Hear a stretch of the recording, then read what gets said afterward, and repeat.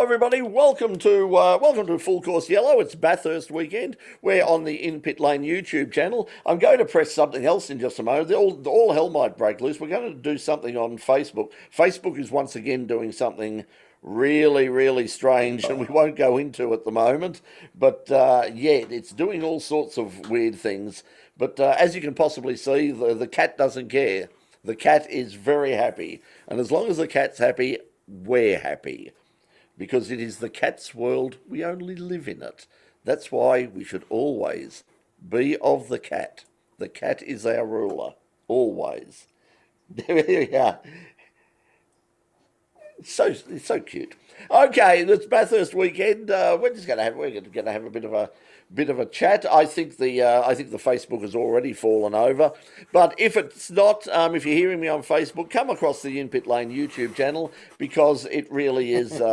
It really is a lot better on YouTube. The experience is way better than it is on Facebook.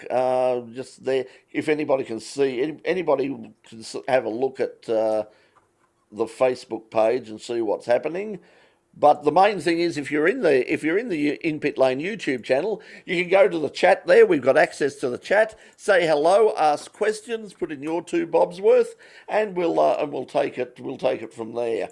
Okay, so well, let's talk about Bathurst. About Bathurst today. Yeah, interesting. An interesting day at Mount Panorama. So on the track and off the track. On the track and off the track, and I'm just going to have a look. I've got screen share up at the about to put screen share up at the moment, which will have our times on it. There we go. Okay, so there we go. Okay, so yeah, fastest time today, Cam Waters and Will Davison in the Mustang ahead of Scott McLaughlin and Tim Slade. Van Gisbergen and Tander, the first of the Holdens, in third. A good performance, really good performance by both Andre Heimgartner and Dylan O'Keefe. A couple of friends are on In Pit Lane. They've a couple of the really good guys, and they're doing really well. And also, speaking of our friends on In Pit Lane, Tom Randall alongside of Nick Percat. So, Pete, you watched this all day. I'd sort of drifted in and out of it. What are your takes on the day so far? I think it's going to be really interesting because, in actual fact, right across all the sessions, the co-driver and the main driver sessions, they were basically trading fastest times throughout the sort of the top 3 or 4 teams, and even Team 18 at one point were trading fastest time. So if they can all stay reliable, I think it's actually going to be a very interesting race. The other thing that'll make it interesting is the forecast for Sunday is thunderstorms and a 100% chance of rain. So that could be fun. Brett? What time? They're talking the thunderstorms in the afternoon. So yeah, we got caught with that when we were doing the Bathurst 12-hour early this year, and I think we touched on it when we were talking about when we were back in the studio. But it seems like a world away. It can be 35 degrees throughout the whole day for 3 or 4 days, and bang, when that thunderstorm hits, it blew tents away, left, right, and centre. I'm talking marquee tents away.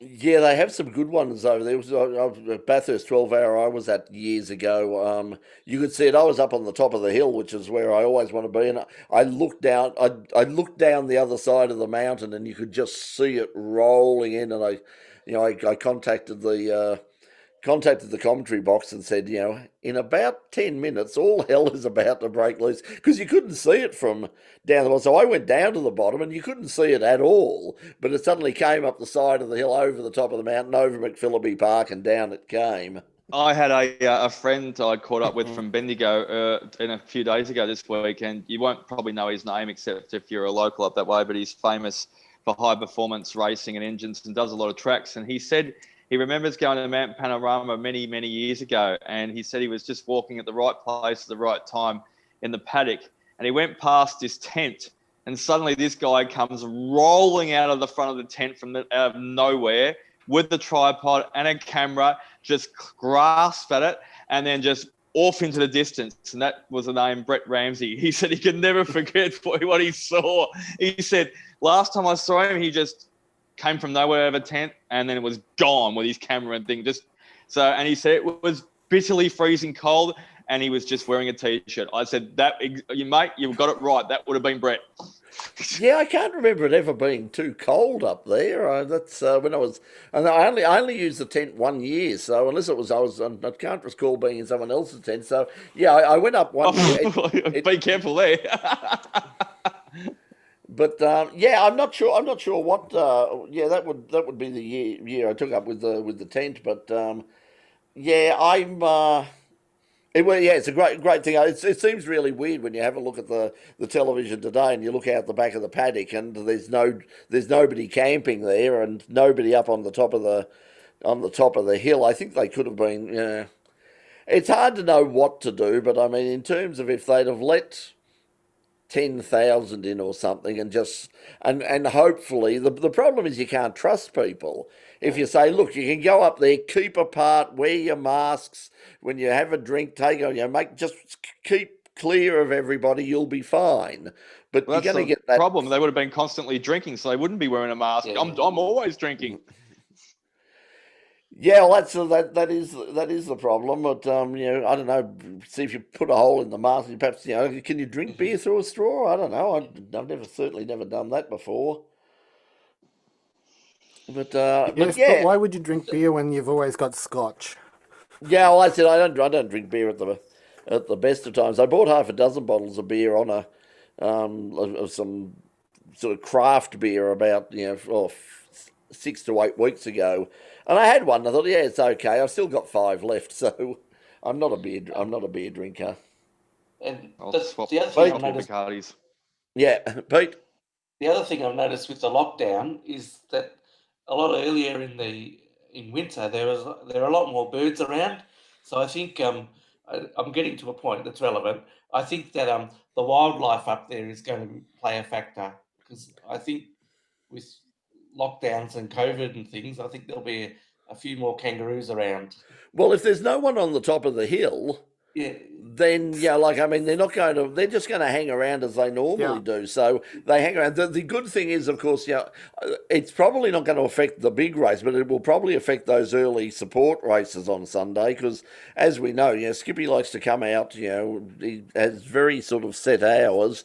Likes to come out first thing in the morning and make another appearance just before sunset. So I think sort of once the main race starts, they'll be okay. But I don't know about the support race. I don't know what time the support races start on Sunday morning because it's also different now. I mean, remember you used to get up. I remember getting up at like 6:30 in the morning.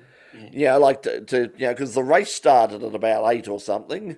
Now it doesn't start till about 11. Yeah, 11:30. 11:30. Yeah. I'll tell you who was impressive today. Getting back to the times we're talking about. Well, obviously you put it up on the screenshot before. Cameron Waters with the 2:04.16, etc. The support category when they got their stint out there, the Moff put down a 2:06.05, which is not bad for someone who hasn't thrown a short shift around for a while. Sequential gearbox.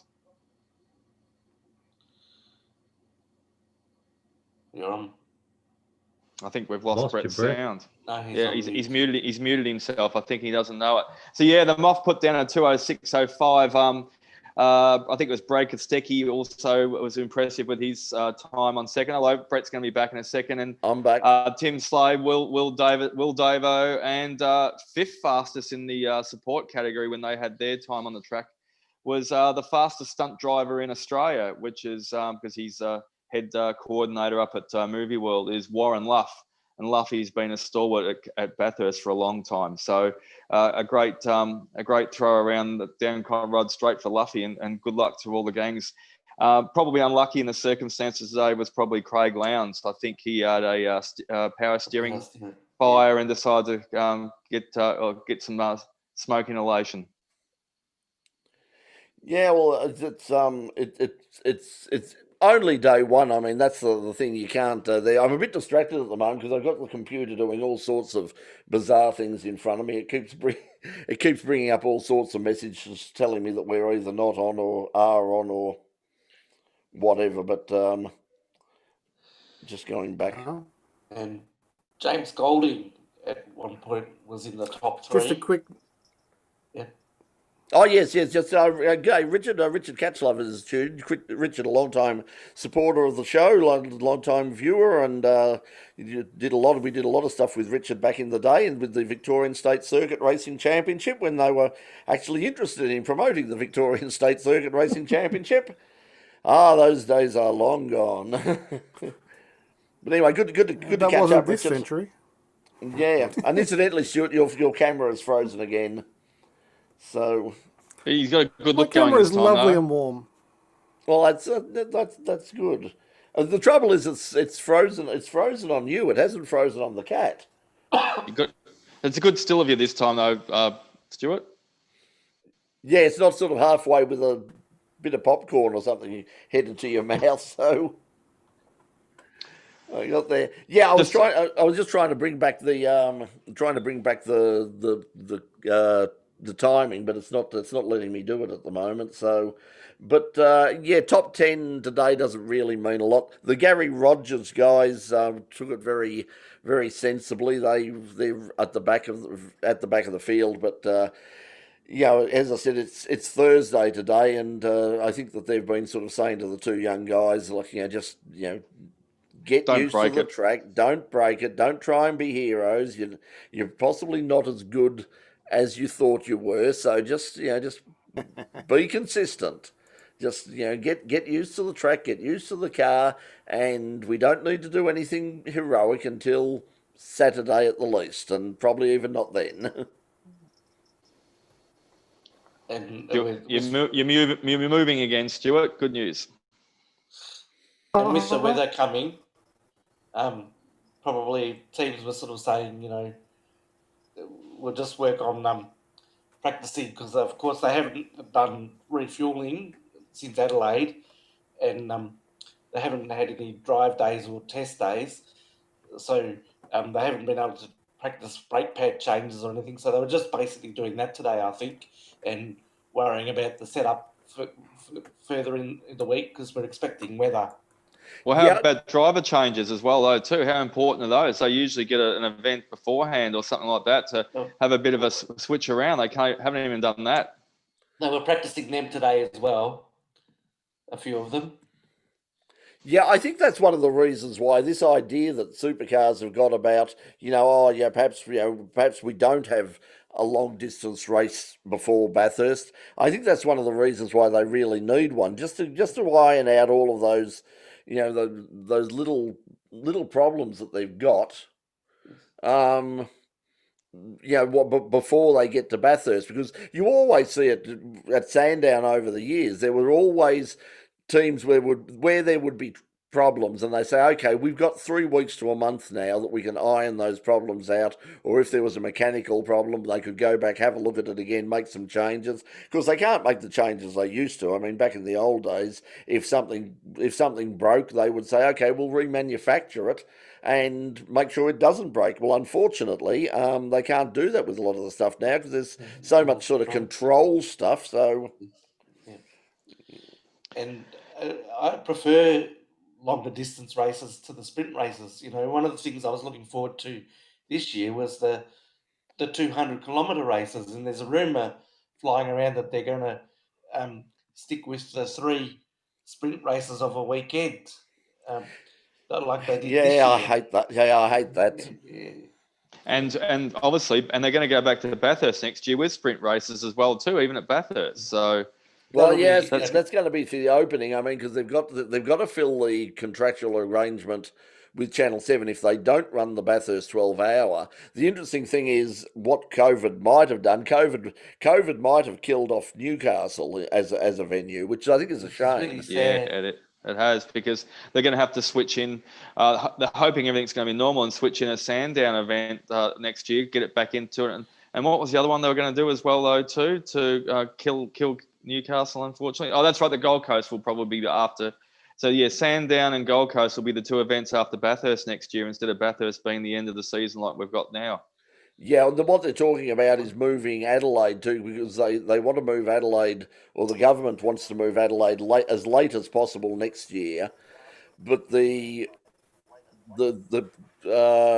contract that they've got at the moment with the New South Wales state government says that they have to have the grand final. That's why this is the last round.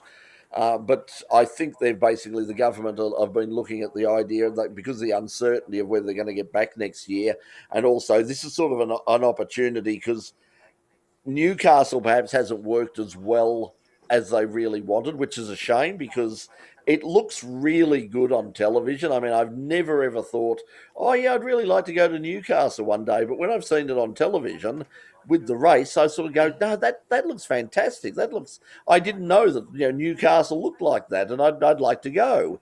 So before we get to the off-track stuff, also the Super Twos was. Did you catch any of that today, Pete? Image Race and Jordan Boys put down some good solid laps, and with Angelo Mazouris and Will Brown and our mate Tommy Randall in fourth. Did you see that much of the Super Two stuff, Pete? A little bit of it, not much of it. Yeah, a little bit of it, but yeah. They were touring around quite well, and I think did it get red flag just before the end? Someone put into the wall at some stage as well, though, too. Yeah, I can't remember who it was, but they right before the end, they got red flag. They had quite a big smash, and it looked like that something broke, something in the engine broke, or something, a component broke, because it looked like they spun in their own oil. I think Jordan Boys has teamed up with Todd Hazelwood for the main game, so a few of those we're getting some good time on track time. He's a talent. Jordan is a talent, and also Jadeja is a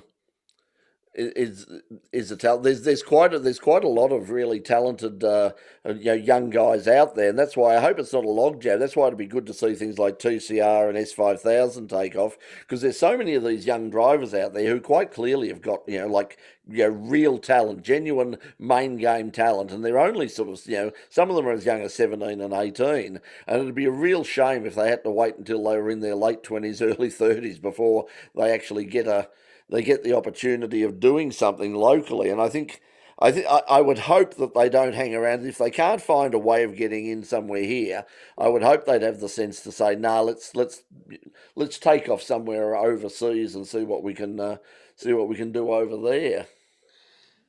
Yeah, definitely. And switching from the on track to off track slightly, Chaz Mostert's car's up to 130 grand. He's tracking around with just flicking around the course at the moment.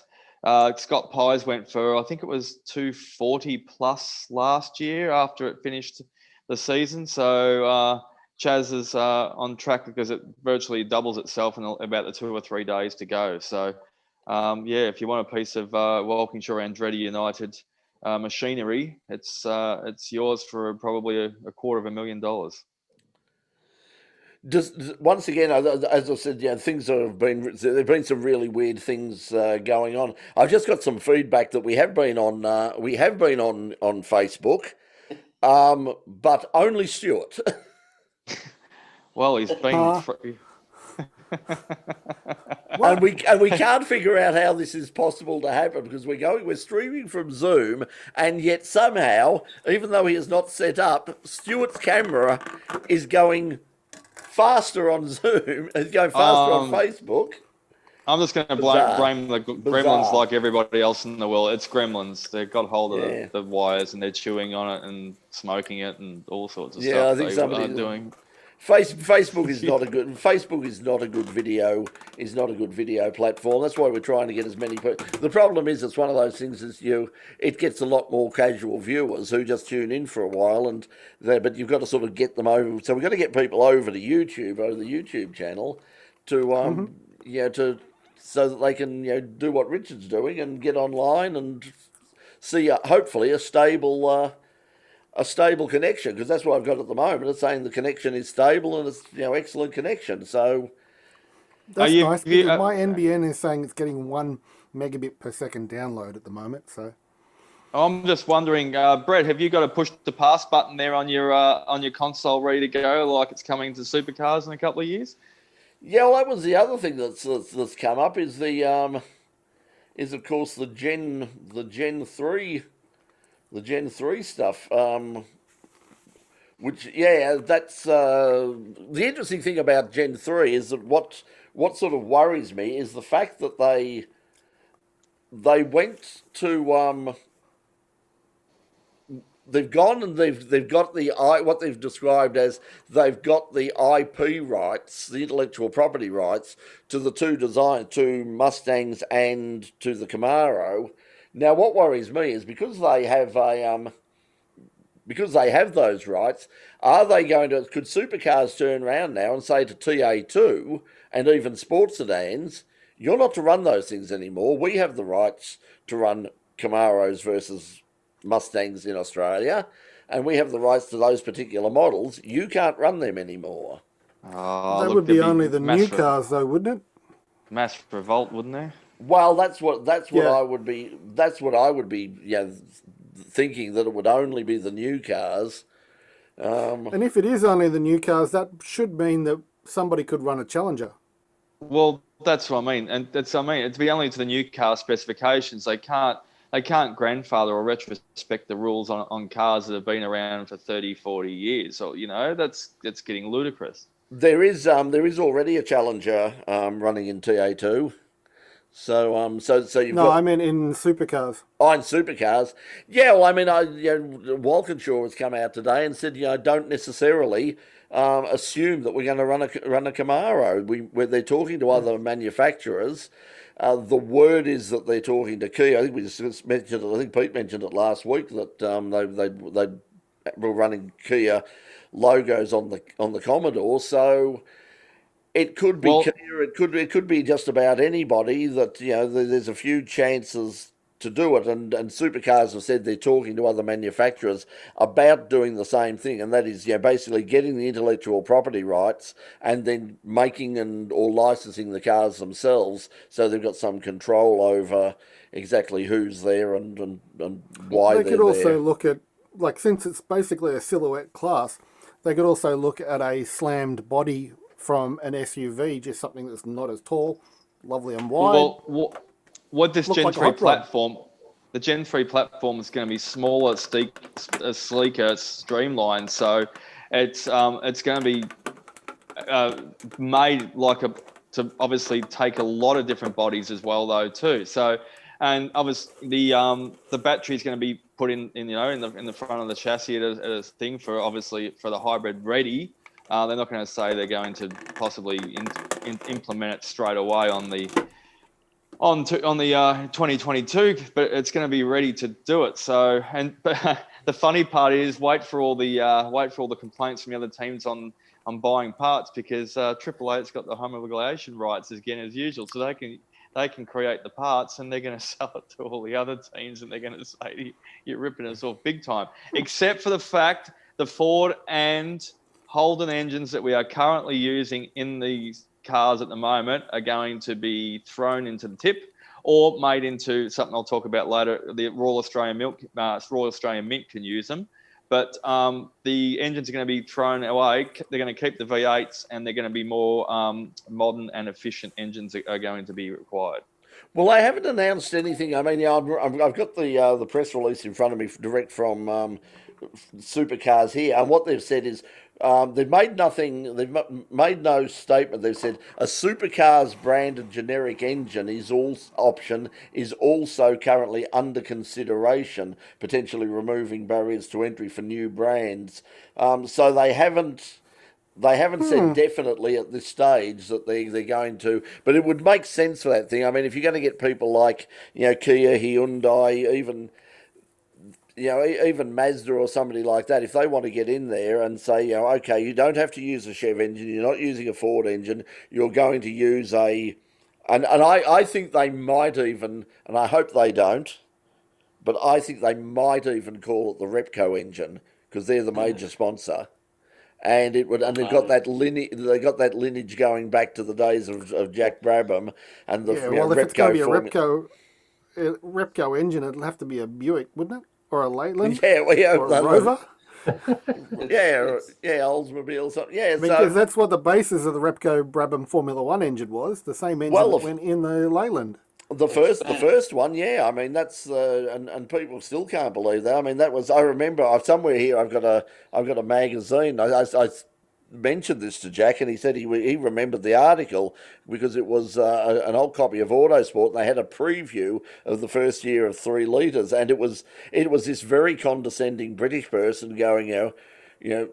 Poor Jack Brabham, a great driver, but he's left Cooper, he's building his own car, and he's going to have this engine built in Australia, of all places, based on an American alloy production car engine, and he's taking on the elite of Cosworth and Ferrari and BRM. He has no chance at all.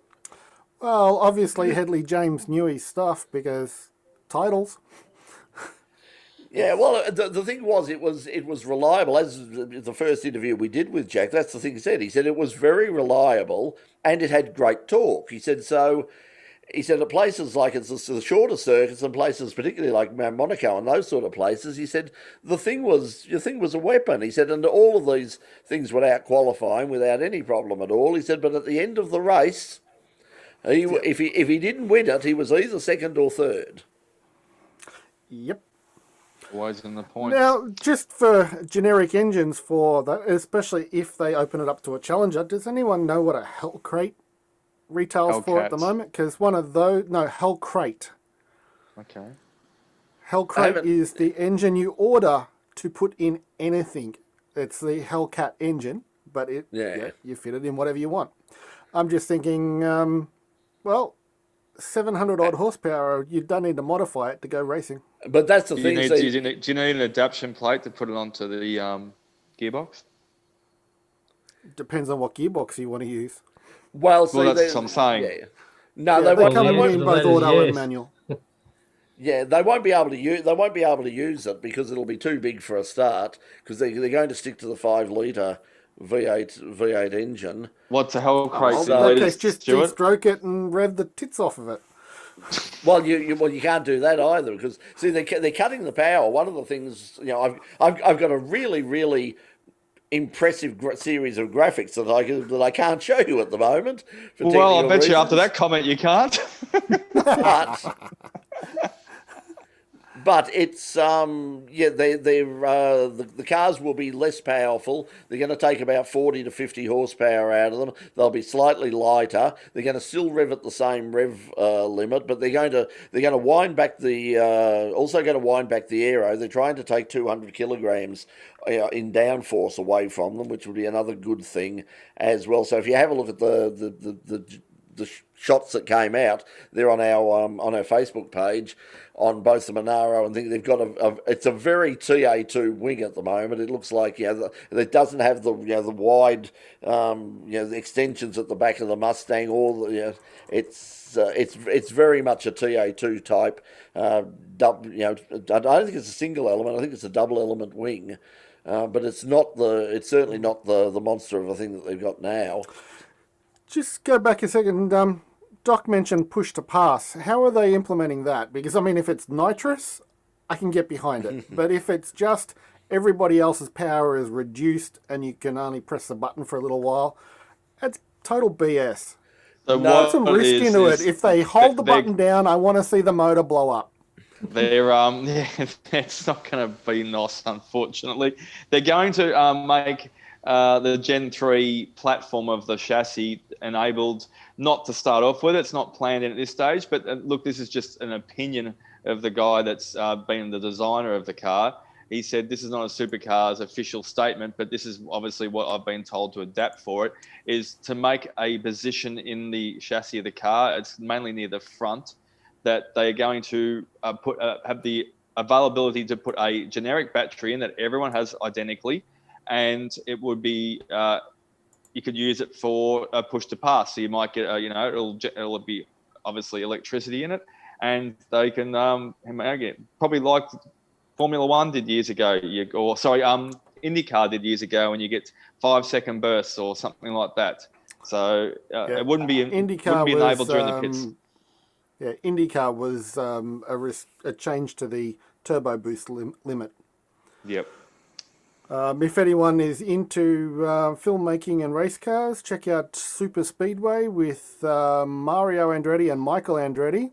Mario had a car with the Boost Unlimited and a camera that is about 75 kilos of mass in a big square box above and behind his head. That's the IMAX camera, and could basically just, with that amount of boost, just pull up behind Michael and just blow past at any time. He had that much power. It was ridiculous. That's the way race cars should be. That looks great. That looks great. Great on IMAX. I saw that on IMAX, and it's fantastic. It's just it sounds brilliant. It looks brilliant. It was a great thing. I'm not sure. I'm assuming it'll be on YouTube or something somewhere. But talking about sounding good, Barry Ryan sounded out last year's victory and said they stood still. I don't know whether he'd been put up to it, because I love Barry Ryan. He's pretty straightforward down the line. But they should have been stripped of the title again last year. It's come out again in the last 48 hours. I haven't seen that. Yeah, he's done an interview in the last 48 hours and made a few comments along those lines. Should have been. It was an illegal engine. They won qualifying with that. They should have been put to the back of the grid, and therefore not only were they stalled by Fabian Coulthard at the end of the race last year, which had an effect on it.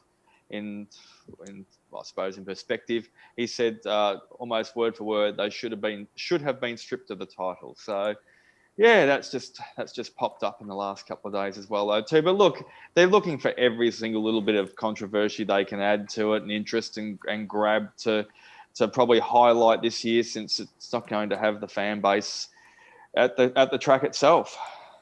Yeah, it's a little bit. I'm just going to digress for 1 second. Yeah. Shane, I can see you're watching. Spell my name right. Did he put a UA? Did he? Yeah. Is it on the Shane? Yeah, I just thought I'd check out the Facebook, and it's like, Facebook, it is not showing any other camera but mine. What? You've hijacked it. I'm not even creating the stream, so what the hell's going on? No, you push to pass.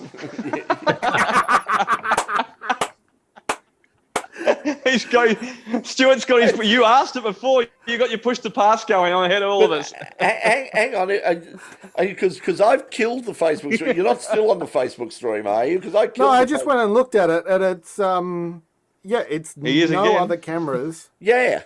No, so it's like, what the heck? And it's not coming from. Obviously, you're not streaming it. I'm not even streaming from, because it was going through Restream. And I killed Restream, so Restream shouldn't be Restream. We shouldn't be streaming to Facebook at all, and yet we are. And I don't know how. Maybe I should point out that the computer that I'm using is not logged into Facebook either. No, and you don't have the credentials for the page, so that's potentially dangerous. And the camera didn't swap. What? No. As in, it didn't swap when I patted Smudge. Anyway, I don't think we've got supercars on this weekend, but I just want to throw, just before we get slightly off topic, but still motorsport.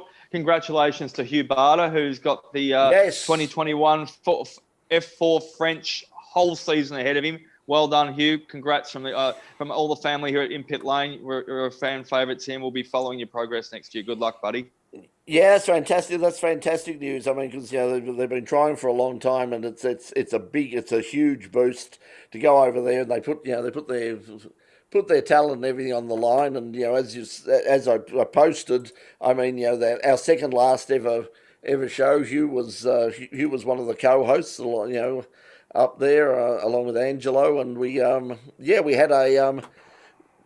we're previewing a race that never happened, but the bottom line is Hugh, for somebody so young, Hugh's got an extraordinary knowledge of motorsport. I remember at one stage at Sandown, we were talking behind the garages there, and somebody was sort of listening in and sort of joining in the conversation, and Hugh walked off, and the guy turned around and went, How how old is that kid? And at the time he was about 12 or something, and it was like, and it was like, how does he know all that stuff? He's a tragic. He's one of us. There's no doubt about it. He's a tragic. And well done to Michael Patrizzi, who's his manager here in Australia, which I don't think Michael can do too much more because he's stuck in France right now, and he might be there. Well, he might have to hang around until next year before the season kicks off. But he's in a good place. I'm gonna try and chase up here. I don't know what the situation is. I'm assuming that he would be coming back to Australia now for the and then sort of get ready to head back there next year. But I haven't spoken to him, so he was staying just south of Le Mans. So I don't know where they're based now, but so that's I mean, when you look at it, he's only about 14 years old or something. Just imagine that you're 14 years old and suddenly you for at least a year you just head over to France, to Le Mans. And of course, because he's at Le Mans, I mean, he'll see the 24-hour, he'll see the truck 24-hour, he'll see the MotoGP, because he's just down the road. I mean, it'll be a fabulous adventure. I mean, just brilliant. Mr. Ramsey, I think I've found a cure. Oh my God, HDL. ladies and gentlemen, this is the breakthrough. We found it. Somebody ring Donald Trump now. Yeah, get the president on. He's Get the president on the line. Oh, we have the Jesus. Is that Donald or Vladimir? Do you recall our efforts up at Winton last year, where we streamed a lovely event called Formula Speedway, not Formula Speedway, Formula SAE. That's going back. Yes. And we put in the Facebook details for a certain in-pit lane Facebook details straight into the encoder. The encoder that is currently switched to a network and was feeding direct to Facebook. And that would be the problem of the two encoders that we had. And when it kept giving the message, it was so because you're going through vMix, we're talking tech stuff now. You're talking. Oh no, it's bypassing vMix completely. It's going straight from the camera to encoder to Facebook. Right, which is why it's not switching. I'm just trying to reboot that encoder, which is why I've got this screen on instead of my normal one. Well, anyway, let's get that. Because I just happened to notice watching the Facebook video, I could hear myself breathing when the microphone should be switched off. Oh, you're not doing your Jason impression? You're doing your horror movie Jason impression or something? So there's not someone else in the room, huh? No, just the cat. It's the cat. So I might have killed that. That solves a huge mystery. That solves a mystery because I couldn't figure out for the life of me where the hell that second encoder was coming. But that solves our two sources. Problems. Yeah. Yes. Okay. I might keep that one for office hours. I think that's a good idea. While, yeah. Oh, yeah. Ah. Because what's obviously happening is every time. So just for the heck of it, try going live to Facebook now and see what happens. Well, I'd have to go back to Restream, and all that. No, don't, because it actually tells me it's still enabled, even though I just disabled it. Well, you guys are playing technology. What I was mentioning before about the engines, the leftover engines, and the metal they use. The Royal Australian Mint, I don't know if you noticed, is celebrating 60 years the Australian Touring Car Championship, and they're going to make some coins out of the bits and pieces of the engines, and they're going to put it into a tin, and you can have from a supercar. And they're going to release the coins in a tin, a special edition on the 16th of November. I'm not sure what coins they're going to make or how much they're going to be, but it's obviously going to be a limited run. So a bit of memorabilia from the Australian Mint. I'm just finding out. Apparently, All Black Richie Mwanga was one of the smallest men on the field, and the Wallabies didn't care. He had a bullseye on his chest. So that's something that we need to bear in mind. I'm not sure why, but. Yes, but thank you to MTL. I'm just wondering where the bears come from. Bears? I have no. Someone loves your jumper, Doc. So, Carlton, yeah. Oh, the Baggers, yes, they're touting us for a good year next year. I hope we can live up to expectation. They've been touting Anyway. you for a good year for the past 20 years. Yeah, well, it's been, yeah. Let's not go there. I've won a lot of Yeah, I've got a lot of wooden spoons let's not presented talk- to me. We don't talk about any form of football, let alone rugby, which we don't understand at all because we're from Victoria. It means nothing to us. The Mexicans up there never explain it to us either. That's the trouble. Anyway. Okay, so is it? Now coming. I should point out real footballs are round. Round. Don't care about any. They're round. They should be the same shape as the playing field. Oh, here we go. We're going to get some politics. They'd be square. They'd be cubes. Yeah, but the bounce would be amazing. Okay, we're clearly losing control of as we. You never had control. Never had control. I'm gonna start with wheels again. 2 wheels. Marc Marquez will not be racing in MotoGP again next weekend. He's still not recovered from his injuries for the MotoGP for Aragon. And I just want to send my commiserations out to Jack Miller. He was going great guns last week. He was in the top 3. He was challenging Dovey before Dovey lost his grip on the bike as well, though, too. He's finished the race, not just the tyre grip was going. And the engine went on him. So, yeah, bad luck, Jack. And it's just a really great championship to watch now. Marc Marquez is out of the picture on the MotoGP this year. Yeah, and also congratulations to Remy Gardner for a good performance on the weekend as well. So I finished second in Moto 2, so that's a good thing. So well done to him. And he goes to he's been in the system for about 5 years, but next year's his best chance for I think it's a Red Bull sponsored bike I announced a couple of weeks ago when it was breaking. So yeah, he needs to bite the bullet next year and step up, and it's probably his last big gig before he can head to MotoGP if he wants to, if he puts in a good year next year. Yeah, I'll also point out before we go, we had last week. If you saw on the In Pit Lane web page, we had links to the Estoril Classics.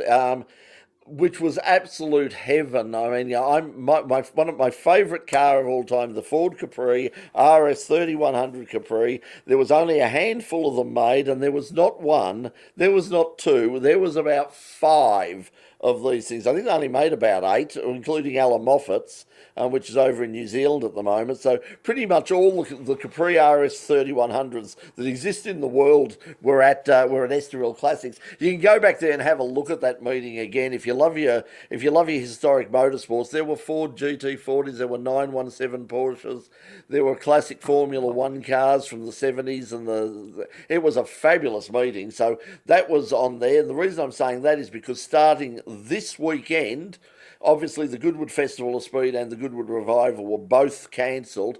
This weekend they're going to start the first Goodwood Speed Week, and that will be televised. There will be live streaming on the Goodwood YouTube channel for you to watch there. So they're going to basically combine the best sections of the Festival of Speed and the Revival into a whole week of activity. So if you love your historic motorsport, that'll be a fantastic thing to watch. Keep an eye out for a few footnotes. Sandown have released in the last couple of days, whether it be on Facebook or groups or on their internet sites, web, wherever you want to go to find your good-looking stuff. There might be a chance if you're in Victoria and you're locked down and you might be within 20 k's in sometime in November, December. Sandown might have a race for you. Anyone in any other state, don't bother coming down because we're going to have it all to ourselves. Just go away. You've had all the fun for all these months. We've got some down here. POQ, these are our races. Stay away. There's only going to be limited numbers anyway, all right? So, hint, nudge, go away. Yeah, there's a whole bunch. It'll be interesting to see whether they can run it or not. Will depend on how many people are allowed to gather. It's not just a matter of because they took they took the foot off the throat of this thing, and now in the last week it's going crazy again. So 20,000 cases a day in England and France around about alone. Because they're basically their third wave, isn't it? yeah, it's sort of the second come third wave. I mean, it was it's. But anyway, let's hope for the weekend. Let's hope that there are some changes, but let's at the same time hope everybody's sensible about it, because it really, it would really be sad to sort of have come this far and then within another 4 or 5 weeks start talking about, oh, we've had 48 cases today. Oh, we've had 75 cases, because this thing is obviously so one person. Going up to Kilmore and then popping across and seeing, a mate in Shepparton or something. No. He was doing deliveries, which he just failed to disclose. So he contracted it, and his son from the Butchers Club at Chadstone contracted it. Didn't isolate himself, even though his son had it. Went to Kilmore, dined in a cafe, which is against the rules, and then kept going on to Shepparton and do all his deliveries, and didn't tell anyone about. I just failed to forget. I went to Benalla as well too, and Shepparton. I was all over the place, but just skipped my mind. Yeah, well. So in the dictionary next to the definition of somebody who is a right dick, there is this photo now. Yeah. Yeah. Yeah, well, that's. Or as what's his name? James May would say, "You cock." Yeah. Yeah, that's it. It's stuffed it up for all of us. So anyway, let's. On the lighter side, hang on. On that note, and on safety equipment and what have you, if you're in a full race suit, you could always have like breathing apparatus, so you should be safe. All your pit crew can be in safety gear, and they can have their own breathing apparatus. There should be a way for us to run race events with the right safety gear for the team members to actually be there. Right? It should be possible.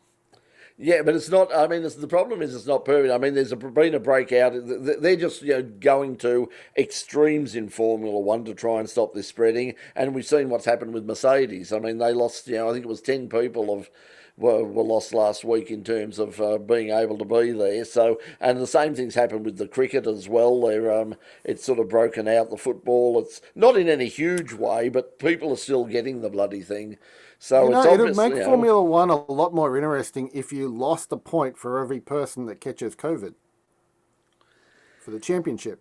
It would make the championship a lot closer. Well, at the moment, all you'd be taking is from the first 2 guys, and even then, it still wouldn't be helping Max all that much because he's so far behind. So, on a side note, if anyone's had any experience with the front seal going on their 9-inch diff, give me a yell. Would you? I mean, pit lane, email us in. I've lost all my diff fluid on my new car last week, and I haven't even seen it yet. So it's gonna. I was on the Falcon. On the GXL. So my brother, thank you so much.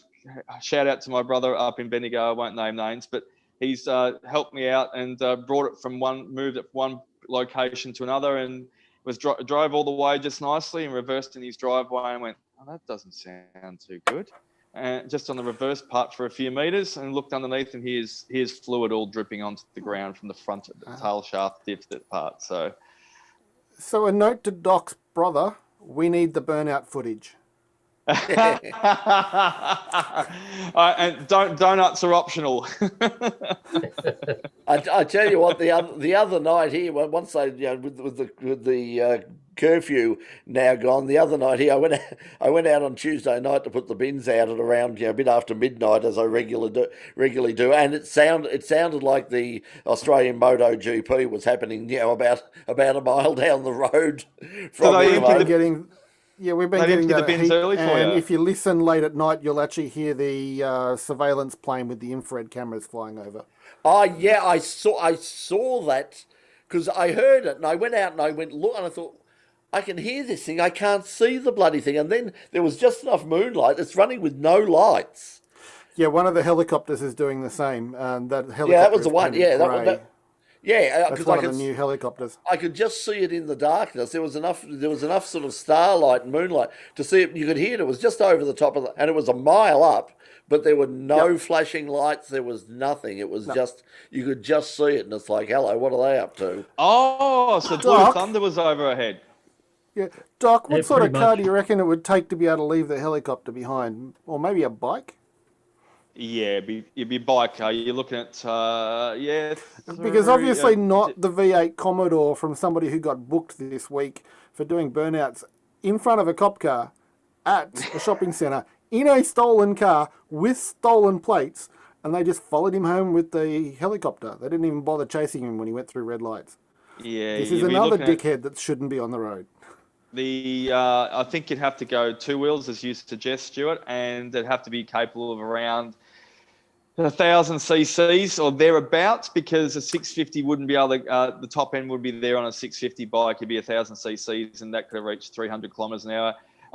You have to also check if the air wing wasn't up in the air playing ball. The cop cars also, I think, pull the pin. It's 150 or 180 anyway, depending upon Not the even anymore speed for the limits around. safety. Yeah, Yeah, they pull it a lot earlier than that for safety. So basically we're looking at a Hayabusa or a Y2K. The 1300 old Hayabusa version, because the older ones went harder than the later model ones because of the restrictions they put on them afterwards. And for those who don't know, the Y2K is the one with a jet turbine. Very good. That'd be fun. Hey, listen, we might as well. I think we've just sort of I haven't had anything to eat yet, and we have the way. If nothing else, we've solved a technical problem. Come on, Brett. Just pull a cupboard down. You'll have food everywhere. Yeah, I had food everywhere. That's why I haven't had there, because most of it was on the floor and not in my mouth. But thankfully, I have some lovely barramundi to be cooked up for today, and some nice fresh local asparagus. So if we're allowed to go more than 20 k's, I'll drop past on the way home and give you a care package soon. Oh, okay, that'd be nice. Well, as obviously I've got so much stuff that I'm pulling it out of the pantry. It's just, but my place smells like a Mexican restaurant kitchen at the moment, because what came down was chili sauce, taco sauce, tomato paste, sour cream. Oh yeah, it was quite a clean up. So anyway, so that was done there. But as I said, I've got all of the corn chips in and just keep going. Yeah, I didn't have any corn chips. So to be honest with you, I'd forgot I even had that damn taco sauce or the salsa. Sort of forgot about that completely. But I'll tell you what, Brett, it's that time of year, and we both know it. I'll come around, we'll check out the backyard, and if you supply the lemons, I'll supply the cold drinks. Listen, I've got none. I've got none of that. Limes. Yeah, I got none of that at the moment because the neighbours have cut that tree down. Oh, what? Yes. Devastating. You've been picking the overhang. I had a lovely supply over the fence of beautiful limes. Just going, oh yes, I'll put some lime in that drink. Just walk out the back, pull one off, and then go in and do that. But why? Yeah, they went down, they cut them, they've trimmed everything back so it doesn't hold there. So I can still get to it. There's a couple of little ones coming through that I can still get to, but they're not ready yet. So yeah, unfortunately, my mega supply of limes has gone, so I'm not happy about that. They already took my apricots and my nectarines that were coming across. They were good to have as well, but I've lost all of those now. So anyway. We're supposed to be good neighbours in the situation and society we're in right now. That is not very neighbourly at all. It's not neighbourly at all. Speaking of not neighbourly, it's not neighbourly for me to be up sort of all hours of the night cooking and playing loud music and all the rest of it. So, but I will be doing that yet again tonight. So, to any of my neighbours who might be watching, yes, nothing will change. Bathurst party at your place on Saturday night then? No, there will be no parties at this place. There have never been parties. The only change between the lockdown and previous is that I can't go more than 5. But as you well know, pretty much no one comes here. So, and that's the way I like it. Okay. On that note, let's roll the credit roll. Yep, let's go. We'll end the stream. Thanks for Richard and everybody else. Thanks for watching, Richard. If you want to pop onto the panel next week, send us a mail and we'll send us an email or a link, and you can jump on and be on the panel. So it's the same for everybody. If you'd like to come on and instead of just writing stuff down, you can be a part of this and fill out the nonsense. The more people we have, within reason, the more people we have, the more interesting the conversation becomes. So we get different people from different states, different countries coming with different ideas. That's what we're really hoping to do with this. I mean, as I said, this is not a show. This is just us getting together on a Thursday night because we're bored. And we're suffering for our art. We might as well make you suffer as well. So. We'll see you next week, 9 o'clock. Enjoy Bathurst on the weekend. Remember Goodwood Festival of Speed, or Goodwood Speed Week coming up this weekend as well. And a few other things as also coming up. I think there's another round of Super GT coming up fairly soon. Lots and lots and lots of stuff happening online, let alone Bathurst, of course. But we'll have we'll know next week. Oh, before we go, let's have from everybody out there, let's have a preview. Or who do you think will win Bathurst? Chris, we'll start with you. I have no idea.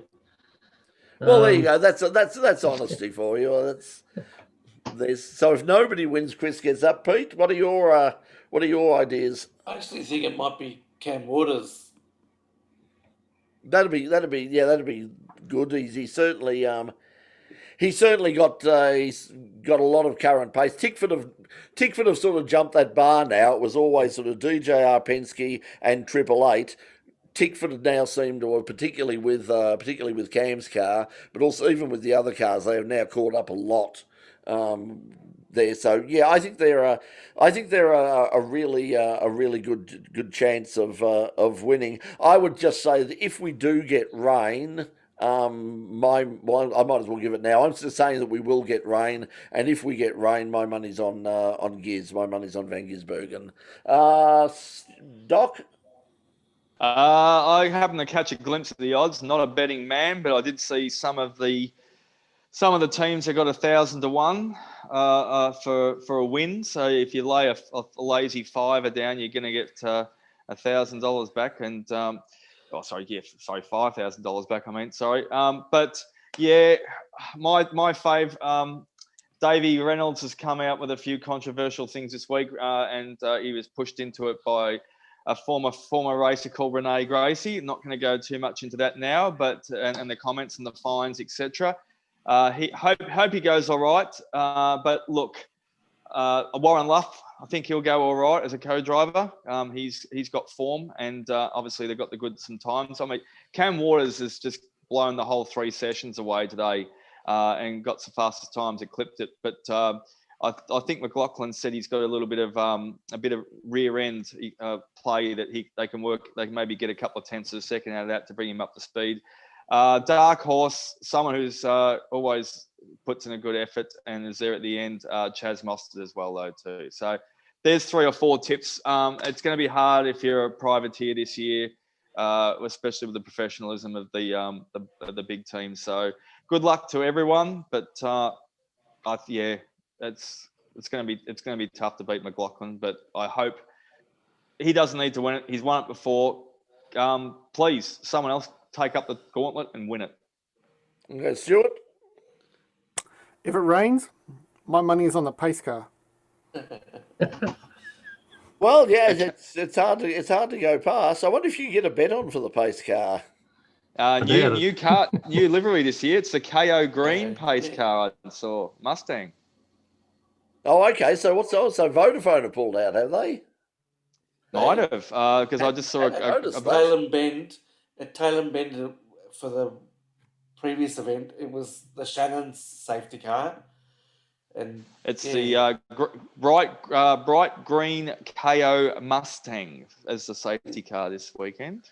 Oh, okay, that's it. That's interesting. Yeah, there's a few sponsorships that are sort of So yeah, I'm assuming that assuming Vodafone have obviously pulled out. Shannon's have jumped on board for a one-off, and now KO are there, and that'll be part of the sponsorship deal. So they're probably not getting any extra money for it. It's just it's better to have something on the side of the safety car and make people think that it's that they're getting sponsorship than it is for them to run around, without anything at all. So And that's there's interesting.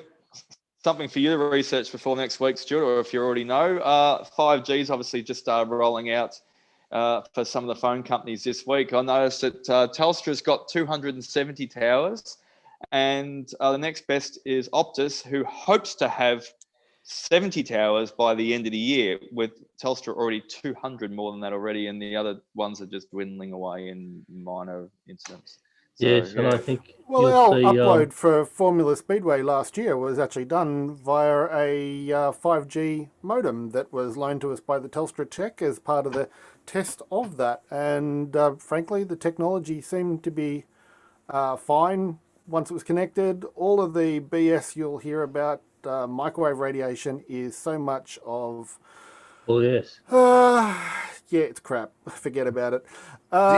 Because the power ratings is less than the microwave oven at home. Anyway, but the one downside with 5G is it is very much a line of sight service. So if you've got something blocking it, like a stop sign or a pit board and what have you, that's enough to drop you back to 4G.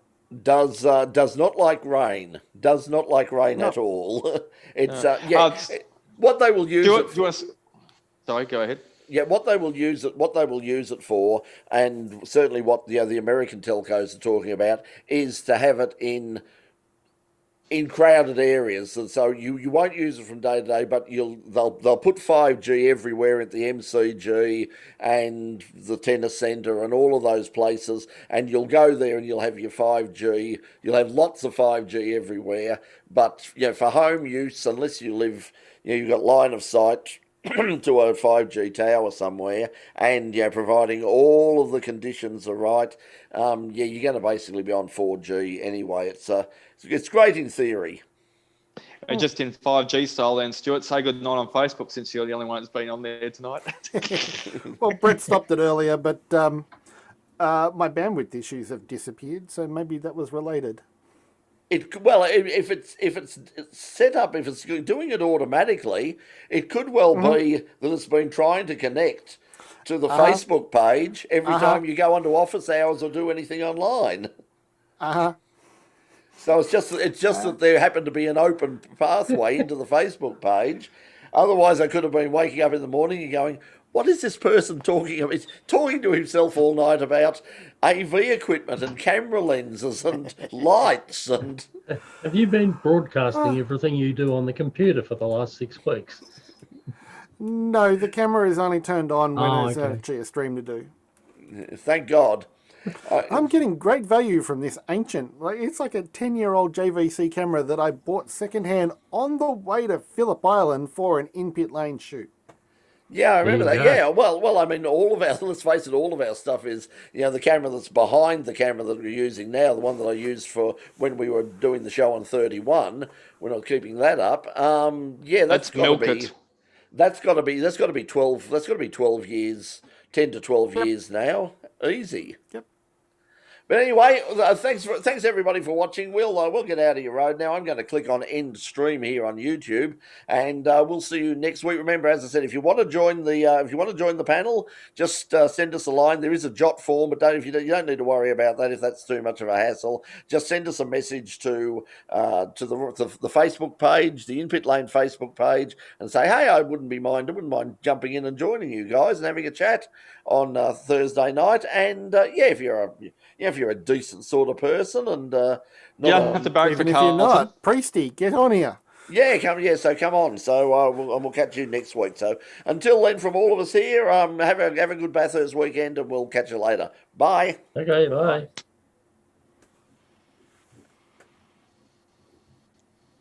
Meow. Okay, we are supposedly out.